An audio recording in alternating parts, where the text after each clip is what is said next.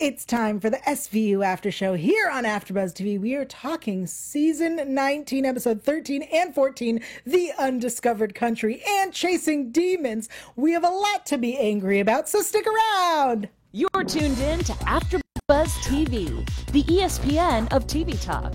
Now, let the buzz begin. Hello and welcome to the SVU After Show here on AfterBuzz TV. If you haven't already, go to youtube.com, search for AfterBuzz TV's drama channel. That's where SVU lives, the dramatic channel, the dramateers. I'm saying words. I'm your host, Yael Teagle. I'm joined by Taylor Gates. What's up, guys? Oh, yeah. You waiting for them to respond? Yeah. Oh. Hello. Awesome. We are talking season 19, episode 13, The Undiscovered Country. And then we'll be discussing season 19, episode 14, Chasing Demons. I'm like holding onto the table for dear life because I'm so mad. Fair enough. Yeah. The feeling's mutual. Before we jump into these episodes, I would like to remind everyone that if you are in any sort of situation where you need to talk to someone because you are have been the victim of assault or anything like that, please call the RAINN hotline. That number is 1-800-656-4673, 1-800-656-4673. Before we get into these episodes, I'm going to warn y'all, the first episode had to do with children. So anyone who's been here before, you can assume I'm going to say terrible things. Yael loves children. And then Noah appeared in the other one. So we know that I'm going to say some things, and we'd like to warn you that, I'm trying to think of what these two episodes were. I guess there isn't too much that we're going to say that's terrible. Yeah. Aside from how much I dislike children. But usually when we do these episodes, the topics can be dark and we take them to a lighter place because that's how we cope. So you've been warned. Great. Awesome. Let's talk about The Undiscovered Country. Yeah, let's do it. We're so enthusiastic. What are your thoughts? Your overall thoughts? Honestly, both of these episodes I found to be weak episodes. Okay. Just because I felt like we had our two main characters acting really pretty out of character, which always frustrates me. Yes. And then they were in a row, too. I was like, we have two people making stupid decisions back to back, and that's frustrating. I definitely agree with that argument. When The Undiscovered Country first aired, we were not doing the after show at the time, and I wrote a piece about it, about my anger, and I will tweet that out for everyone to read, not just because you should read what I wrote, but also because I'm not going to read it live here. But I will say, there have been many episodes over 19 seasons where I watched them and I went, okay, that's fine. I didn't love it. And then upon rewatch, I was like, oh, you know what? I missed this. I liked that aspect. This is a new thing.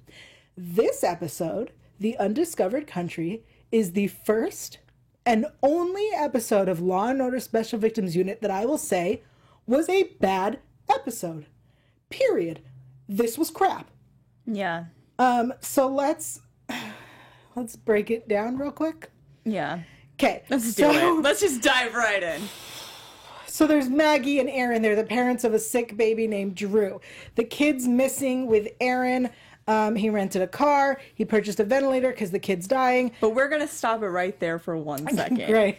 Because we've had something that we've never seen in the show before, and that is a helpful person who's, like, involved in the case. The guy that sold the medical supplies, like, just was kind and helpful. And I was like, wait, what? This answered their question immediately, and they were done. He opened the store at a weird time. He wasn't mad about it. Right. He was very helpful. He's like, happens all the time.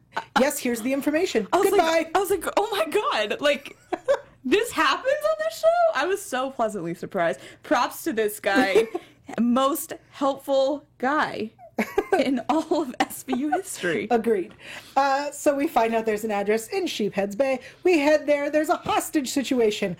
Olivia goes in. Let's pause here for a second. Wait, Olivia goes in? She's never done that before. Okay. So literally, an episode or two ago, her son was kidnapped, and she continues to think, I have a son now. I can't be doing these things. I have to be smarter. It's not just me. I have a son now. And yet, she's like, I'm going in. And Finn of all people is like, no. And she's Stop. like, and she doesn't listen to him. Like, come on, you have to listen to Finn. Absolutely. Yeah.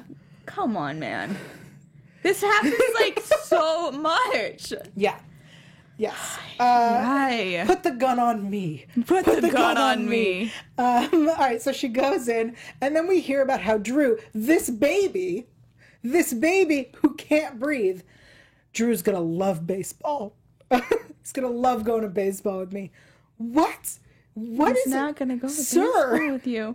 This man. To be fair, like, that did add a level of, like, emotion to it because he wishes that his son was healthy. Blah. Okay, so turns out the gun is a paintball gun. Which I liked that twist a lot. I thought that was a good twist. I'll give this episode that. So I agree. I liked when we have a clear close-up on this gun. For those of us who don't know guns, it's a gun. Yeah, I was like, yikes, this is bad. And then she clearly saw something that we didn't get, and so I was like, oh, it's a toy. Maybe this is a dumb question, but do you think that she knew that when she was outside, which is why she went in? Really? Absolutely not. I think she didn't know it until that moment where she's sitting across from him and can look at it. Okay. Because from outside, you just saw he had a giant rifle. Right. I'm guessing rifle is the right term there. It does look like a rifle. Thanks. Leave a comment. Tell us if that's true. Gun people, please let me know. Let us know. Okay, so Maggie, the mom... my notes are so, like, bare minimum. It just says paintball gun. The next thing it says Maggie. So they're waiting for the court order to end the baby's life. Mm-hmm. So here's what we've got. There are these two parents, Aaron and Maggie. The kid is sick. Aaron wants to keep the kid alive on ventilators and through machine and whatever. Maggie is ready to let him go. At this point, we are 30 minutes in, and nothing has happened. The kid was taken. We found him. Then we have a scene with Jack McCoy and Stone. Who wrote this? Two characters that fans of this show probably don't care about that much. So they had nothing, at this point, had nothing to do with the plot. Yeah. At this moment where they have the scene about not eating at your desk and how Stone should come and work there, has nothing to do with SVU. And I very much felt like this entire episode was a backdoor pilot for Stone.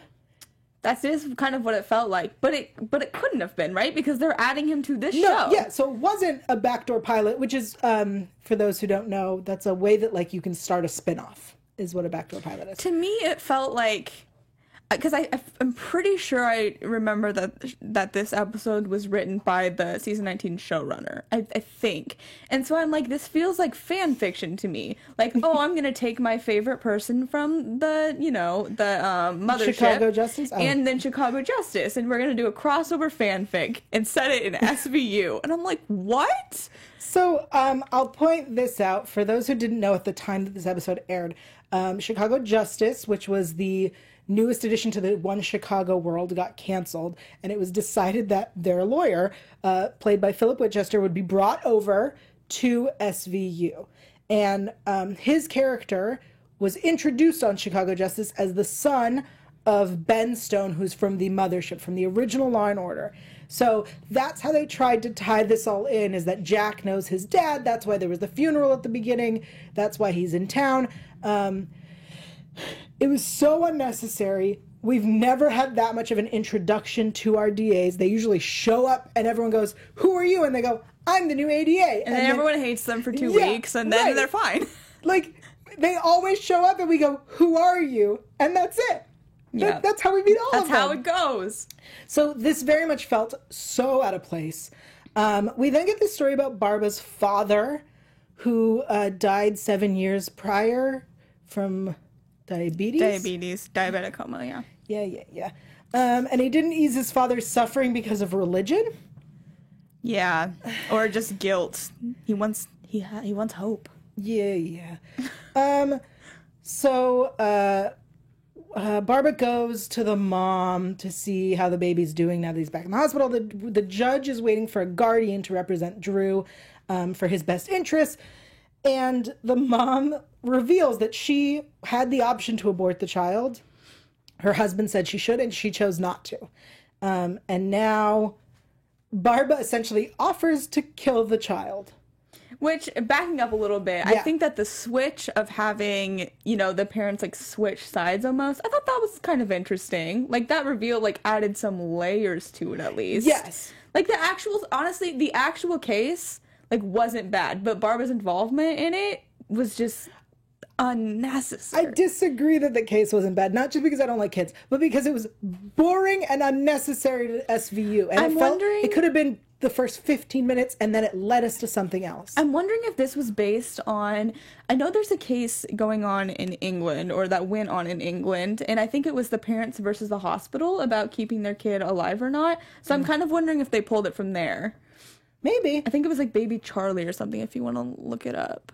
But I'm pretty sure. Me at this moment? Leading the show? I don't know. You at home, if you want to look it up. But I'm pretty sure, because it felt really, there were a lot of similarities to that real life case. So I'm wondering if they kind of ripped it from the headlines a little bit. I would find that more interesting than whatever this is. The other thing that really pissed me off so much about this episode is something about Barbara. So we introduced earlier that Barbara, hold on, I wrote this in my thing. So he was being targeted by corrections officers, right? Do we remember that back from the end of season 17, episode 23, Heartfelt Passages, when he takes on the corrections officers and he gets threatened.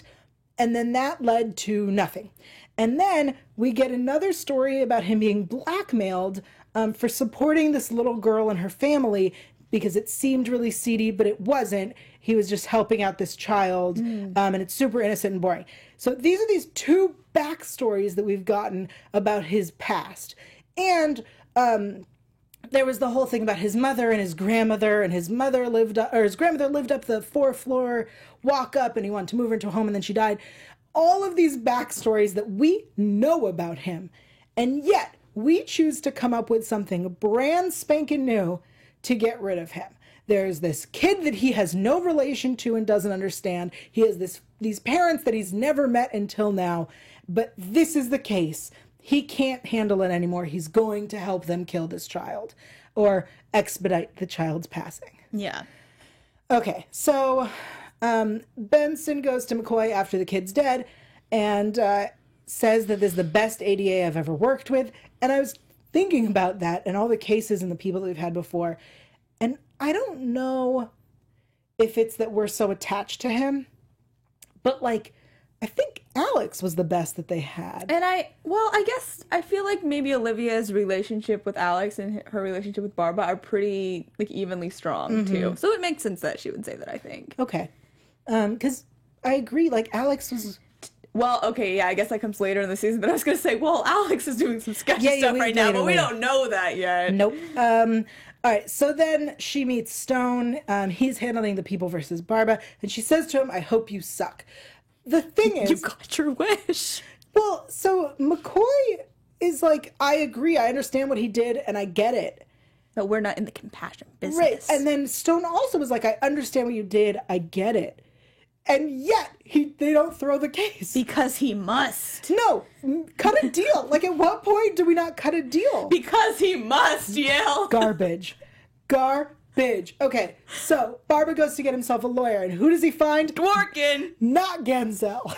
That is what I call this man. For those who don't remember, this actor, Peter Jacobson, was very recently, Ganzel the pimp that Cassidy worked for.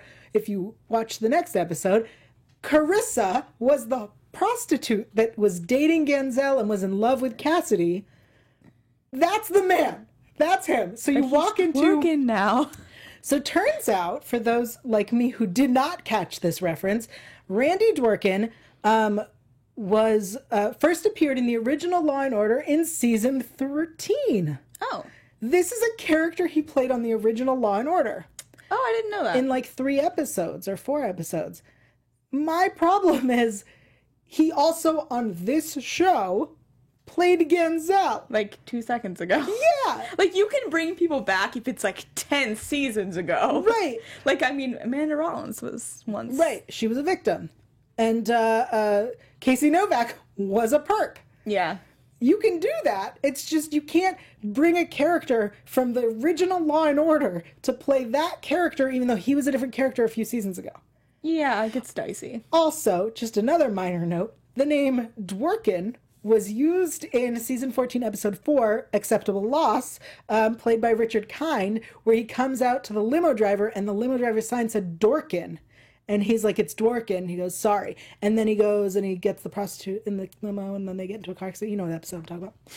Anyway, fun facts from the SVU place. All right, so we're in court. Maggie testifies that she didn't want the child dead. Dumb.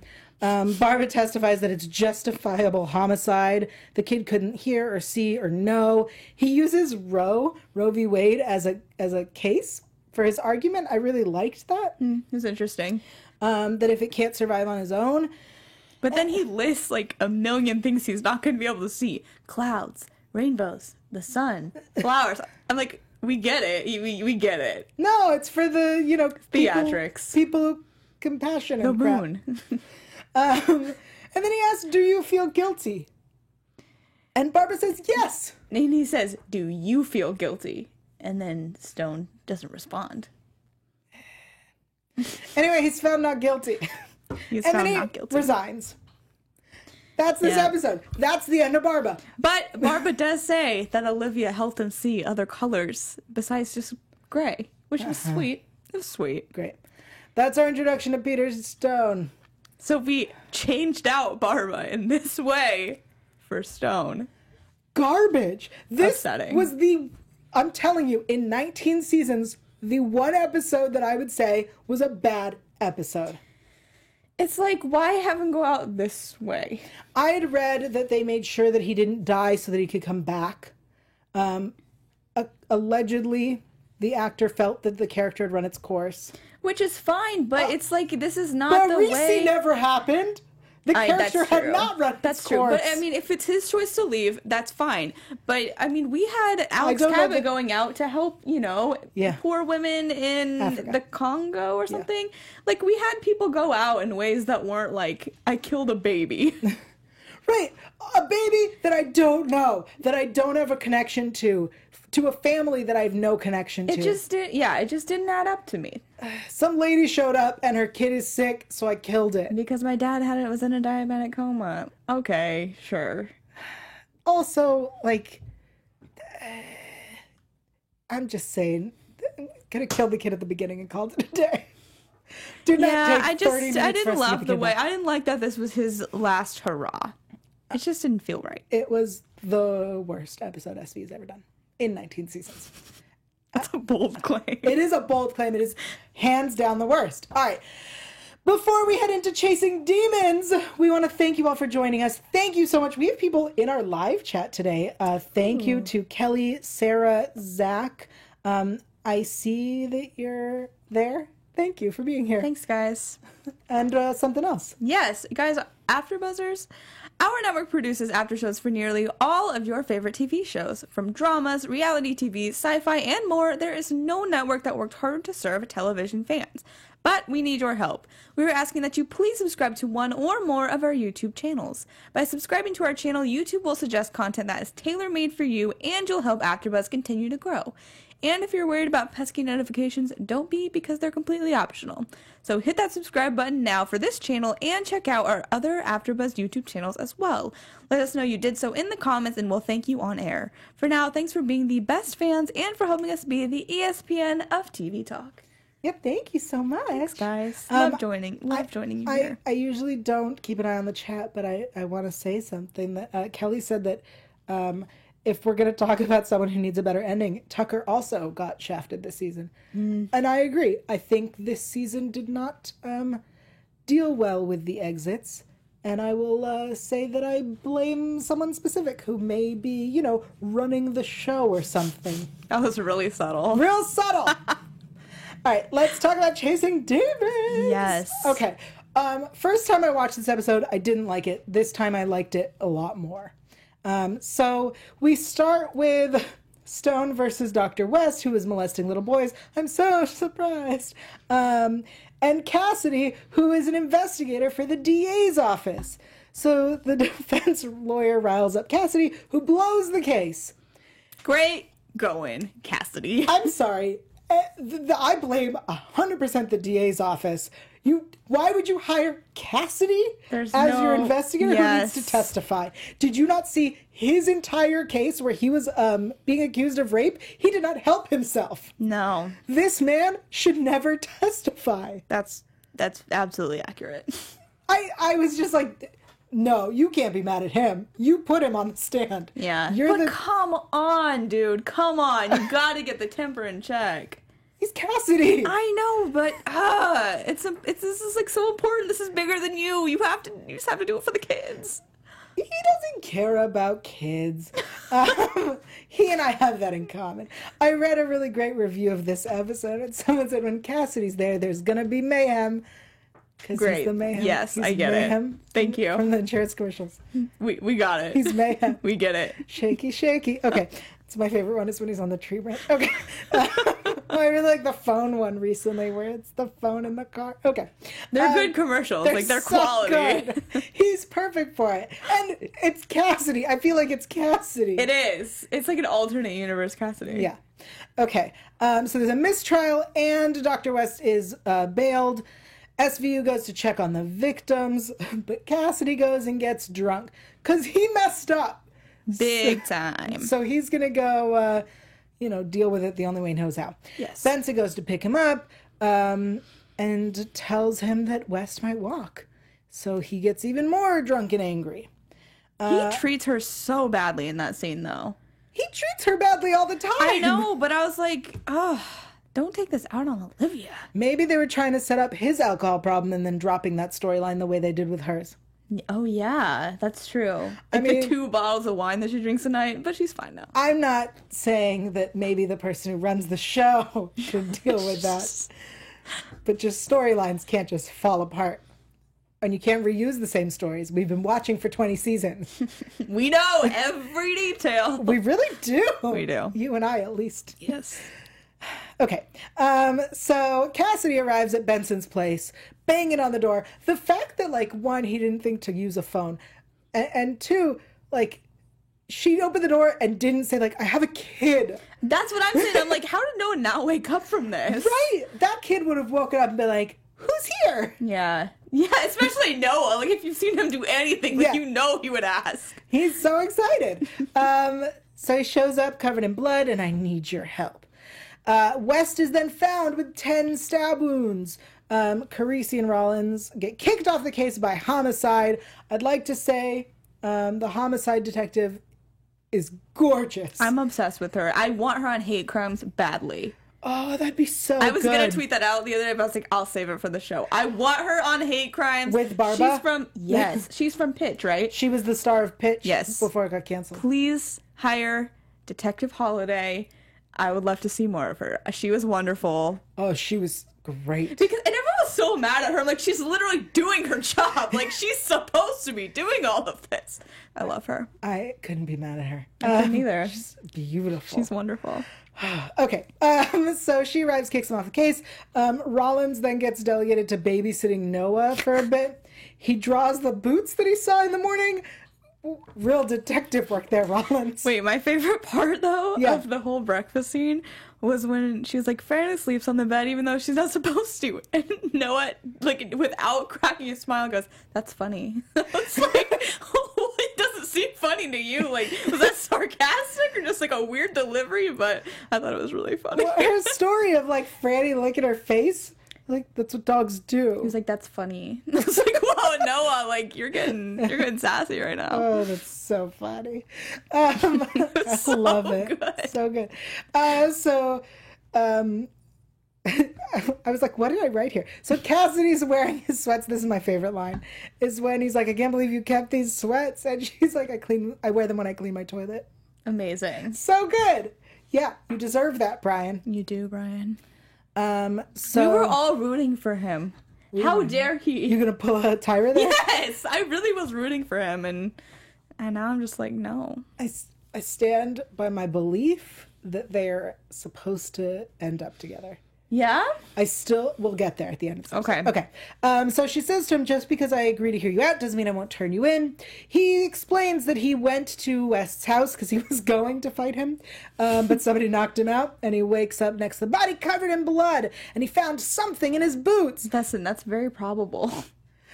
What are the chances of this? I really like when, we've talked about this, when someone's argument for why they didn't do something is some other crime. Yeah. When they're like, I couldn't have been raping her, I was breaking and entering. Yeah. You know what I mean? I love that. Yeah. And I think this, when he was like, no, I didn't kill him. I went to kill him, but he was already dead. Just wanted to fight him. Yeah. I wanted to punch him in the face, but he was already dead. Bummer. Yeah. I love that. I think that should be done a lot more often. I'm not going to lie. I did like the circle stuck to his boot, how that came back, because I had forgotten about it. And then at the end, I was like, ooh, that's smart. Oh, I remembered it the whole time, but couldn't remember what it was from the first time I saw it. I forgot about it, and I usually don't. Usually I'm like, I pick up everything and like spin it out of control, but I thought that was really like pretty subtle. It was very good.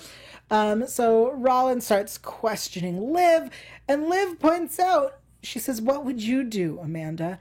And then I wanted her to finish that sentence with, if it was Amaro.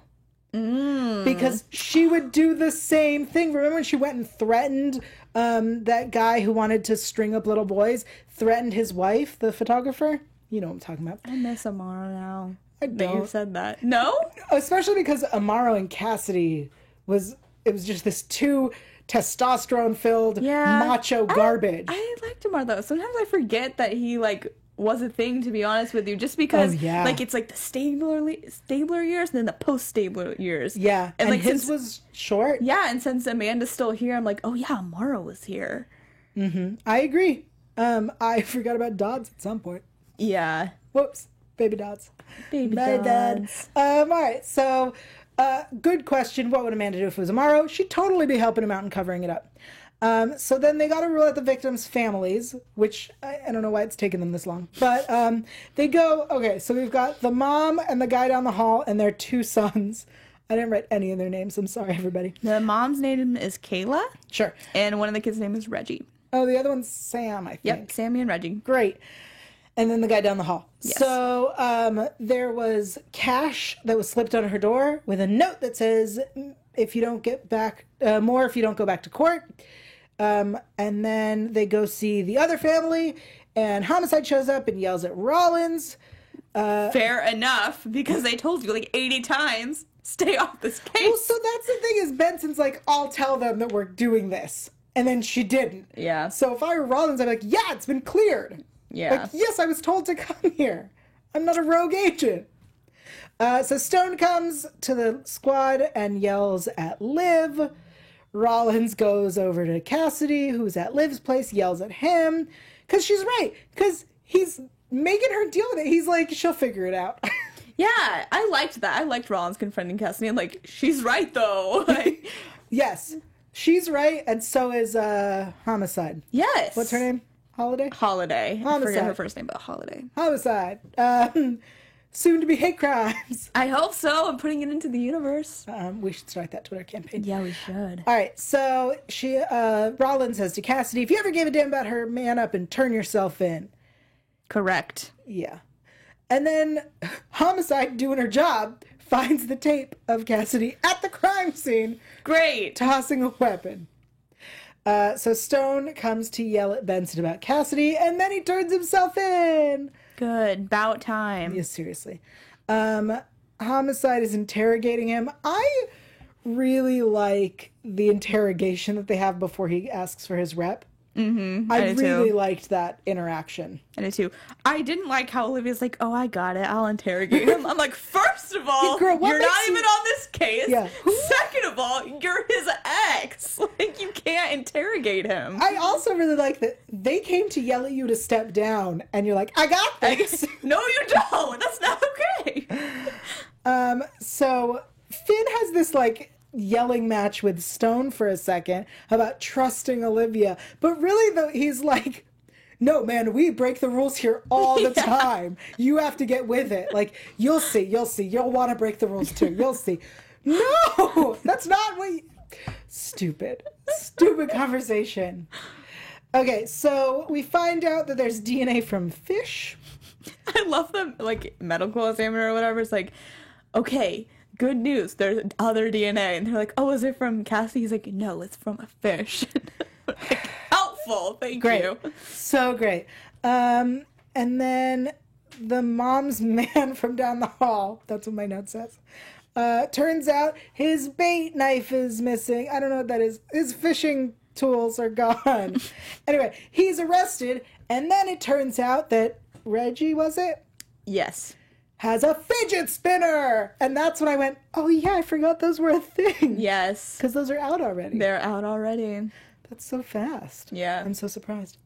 So Stone chats with Reggie, the brother of the first victim, or the brother of a victim, about baseball. Because he wanted us to get the whole backstory about Stone that we would have gotten had we watched Chicago Justice. Why is there so much baseball in these 2 episodes? Well, because Stone used to play baseball. Yeah, but then we also had baseball with the dad in the undiscovered country about... Yeah, because baseball is America's something or other. Pastime. That's it. I don't know sports, man. Please be excited that I got what sport they were talking about. I'm proud of you. And that he played for the Cubs. I'm going to assume that is a Chicago team since he came from Chicago Justice. It is a Chicago team. Boom. I know you sports. You are crushing it. Thank you. I'm really doing so well. So I liked this moment where the kid reveals that he was also molested by this doctor and that he couldn't protect his brother and that he should have told them, but that he didn't, and that he feels like it's his fault and how his mother would never forgive him. I liked that. I saw it coming, but I still liked it. Yeah, it's surprising that there was a brother and that didn't happen. Right. So I liked it, and then he says that the doctor tried to buy off his mom, and they were going to send the brother away, and he couldn't let him get away with it. Not again. Da, da, da, da. So Cassidy asked Stone to let the kid go in this chat, and then Cassidy reveals this big, massive secret that somehow we didn't get in season 1. Yeah. So it seems that Cassidy was assaulted as a child by his... Little League coach. I was like, sport coach. Baseball. Thank you. I knew it was a sport. Yes. He says, that's why I left all those years ago. I couldn't handle SVU. But if I recall correctly, there was like a specific... He had trouble with kids. Cassidy had trouble with like kids being assaulted, which... Mm-hmm. Have you been to SVU? Everyone has trouble with that. So he couldn't handle that. And then Cragen sent him on like to go check on a girl who had been assaulted. And then the girl tells this crazy story of like she then went out with a guy. It was a first date and he raped her and then he left her somewhere and then other people came and like raped her. It's like this heartbreaking story. And then he leaves. Mm-hmm. And I wonder how this shoehorns his history. You know what I mean? Yeah. Because I just feel like there's a lot of like last minute reveals that are, you know, really like convenient for the plot going on in these but like episodes. they're last minute backstory reveals. Yeah. Like also because it just feels like really convenient because we had like Barbara's dad was in the hospital and exactly he was also like fine. I guess it fits with the character, but it's also it just feels, like I said, too convenient. Like, if you want to use it, plant it in an earlier episode. Yeah. So it doesn't feel so, it just feels I don't know. I don't know how to describe it, but... It doesn't feel like they thought it through. It doesn't feel authentic. Yeah. Yeah. Okay. So the episode ends with Cassidy talking to Olivia, and he says, you were the love of my life, but you were never going to bare your soul to me. And he also reveals that he didn't intend for an investigation to come after her and Noah. I definitely still ship them. I think that he will continue to grow because he has, I mean, yes, he blows up and he's stupid and he causes mistrials, but he's grown so much from when they first started to when they dated to where we are now. He has. I just really, really hated the way he treated her in this episode. And I'm like, that was trash of you. Like, that was a trash way to treat someone. I would like it. I think a solution would be to give him a drinking problem that he then solves. Yeah, I don't know. I'm just like, after this, I'm like, you don't deserve her. Like, he doesn't, but he can earn her. And because of all the people she's been with, he makes the most sense, I feel. He's been there from the beginning. He's known her the longest. He was there during the Lewis stuff. Like, he feels like the right guy for her. I liked them when they were together, to be honest. After this, I was like, ugh. I would like to see some growth from him. Yeah, he needs to grow a lot. Maybe, he is an alcohol problem and he gets into recovery. He realizes that he wants a family, something Noah related, because she really cares about him and stuff. Yeah. About Noah, I mean. Anyway, those are the 2 episodes. Yeah, they are. We have every episode we do a fun poll. Yeah, we do. So we're first going to tell you the poll, and then we're going to tell you where to find it. Yes. Okay, the poll this week, because so sad about Barbara's departure, is what is your favorite Barbara episode? We have 25 acts, which is iconic. It's like his introduction where he like chokes himself with a belt in court. It's so good. It's the one that took 50 Shades of Grey and made it into an SVU episode. With so the girl from Veep. What's her name? It's the girl from Veep, right? It's the girl from Veep. But she's also from My Girl. Thank you, child. I know. I'm just like, I don't know if Veep is really popular. Maybe people know that more. It's Chomsky. Yes, Anna Chomsky. Yeah, she's great. From My Girl. From My Girl also, and Veep. And a couple other things. Who cares? It's just My Girl and Veep. Yes. So 25 acts. Great episode. Porn Stars Requiem. Oh, what a great episode. Good. That one is based on the story of Bella Knox, and it has Hannah Marks as the actress in it. Fantastic. What a heartbreaking episode. I was lucky enough to interview Hannah Marks, the actress. That's so and cool. Tell her how much I love this episode. Will you post that link / interview? It is available, and I will tell you where at the end of this. Yay! I want to, because I've never read that before, and I want to. It's a video. Oh, I've never seen it before, and I want to. And then we have Undiscovered Country, which we talked about today, obviously. And then the other option is just comment below, because there's so many good episodes. Remind us, and maybe I'll just do like a little Barbara marathon this week, because I'll be mourning. Yes. And we have, I believe, some news. Yes, we do. There it is. Okay, so the promo for season 20 dropped. Yes, the season, it's like a celebratory promo almost. It's not for the first episode. But the end part is about the first episode. Oh, that's true. There's a little slice of it at the end. So this is a yay 20 years. Also, here's where we're going. Yes. So let's hit it. Let's do it. Oh my god, I'm so excited. Although I did not like the way it started. In the criminal justice because it's not the right voice. One type of offense and that's not correct. He'll never hurt you again. The detectives assigned to these cases. I love the intro. Oh my god. Special victims unit. These are their stories. Dun dun. Detectives Benson, Stabler, sex crimes, what Oh, happened? they're babies. After 19 groundbreaking We seasons, did break down the first episode here. So you can check it out. You have that chance. That was from the crossover Chicago. Please stay with me for as long Ah, that's such a good episode. It's a Jennifer great Love Hewitt. episode. running hit drama Why is he there? is the most watched Why is Stone They're there? just forcing him on us. and this fall Oh, SVU Here we yes. go. NYPD, stop! for its landmark 20th season. Boom. Expects you to be Wonder Woman. I do. Oh, I love that. Unforgettable take on its I love that so much. Thursday nights, everybody. And we're starting with ending that will leave you 2 episodes. Called Man Up. the SVU 2-hour premiere event Thursday, September So I good. squealed. I'm so excited. Oh my goodness. I'm so excited for the new season. Me too. We're so close. I just read an article where Mariska is asked about her favorite guest star, and her answer was Robin Williams.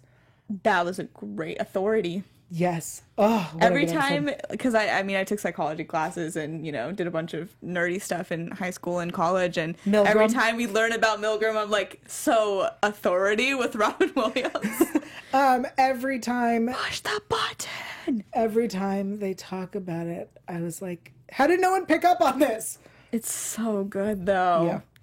And then they are running out of the building and the whole thing blows up. Oh, it's such a good episode. My roommate continues to ask when he's returning. Robin Williams. Yeah, because he doesn't. Oh. Because we don't see his body, so the character can still be alive. Was that That was the 200th, right? 200th episode? It might have been. It was like a huge landmark one. Right. I want to say 200. That sounds right. So that was her favorite guest star. She says there's a picture of her son playing with him. Aww. And like laughing. Who's your favorite guest star? Just of what comes to your mind. So Jennifer Love Hewitt episode, great. Yeah. I would also say I really like the Martin Short one. There's so many good guest stars. I really like the ones where it's the actor before they were famous enough to be a guest star. Cool. I like that. Like all the Modern Family guys. Sarah Hyland's Hot House is great. There's 2. She had 2 episodes. Mm-hmm. The one in season 11, I think it is, where like they have to kneel on the rice and she's on the like boarding school. That's one of my favorites. It's a good episode. I think mine's Patricia Arquette. I loved her. That was the only episode that made me cry. Yeah. I cried. That was good. Marcia Gay Harden, she was like more of a special guest star. Like a recurring thing. Oh, she was so good. But her first one was great. Raw. Yes, Raw's honestly one of the best episodes of the show. It is the greatest show of all time. And it's so relevant. Go back and watch Raw right now and you will just hurt inside. Yes. Okay, so before we let you all go, we're going to tell you where to find the poll, and then I'm going to tell you where to find my review for Barba's episode the first time when I got so angry. The Undiscovered Country. Undiscovered Country. And I will also tell you where to find the Hannah Marks interview. Yeah. Do you want to drop our schedule first? Oh, yes. Good call. Thank you. So next week, September 20th at 8 p.m., we're doing Season 19, Episode 15, In Loco Parentis, and Season 19, Episode 16, Dare. And then on the 27th, that is a Thursday, that is the night of the 2-hour season premiere. We will be here again at 8 o'clock talking about 2 hours of brand new SVU. Yes, so that is our schedule going forward for the next 2 weeks. Amazing. Tell them where to find the poll and where to find you. Yes, you guys can find me and the poll on Twitter at @alphaba_ and on Instagram at Taylor_Gates_. The season finale of Sacred Lies will be this Sunday on Facebook Live at 6 o'clock too, so tune in for that. It's going to be awesome. I'm everywhere at Yell Teagle, and that is where I'm going to be posting this review and the interview with Hannah Marks, who played, what was her name? Oh, I forgot her porn star name. Her real name was Evie. Anyway. Yes. I was like going to say the porn star. It's on the tip of my tongue. Yeah. Anyway, everywhere at Yell Teagle, YAELTYGIEL, and you can see me on Sundays on the Wynonna Earp After Show. And we'll see you next week for more SVU! From executive producers Maria Menounos, Kevin Undergaro, Phil Svitek, and the entire AfterBuzz TV staff, we would like to thank you for listening to the AfterBuzz TV network. To watch or listen to other after shows and post comments or questions, be sure to visit AfterBuzzTV.com. I'm Sir Richard Wentworth, and this has been a presentation of AfterBuzz TV. Dun, dun, dun. The views expressed herein are those of the hosts only and do not necessarily reflect the views of AfterBuzz TV or its owners or principals.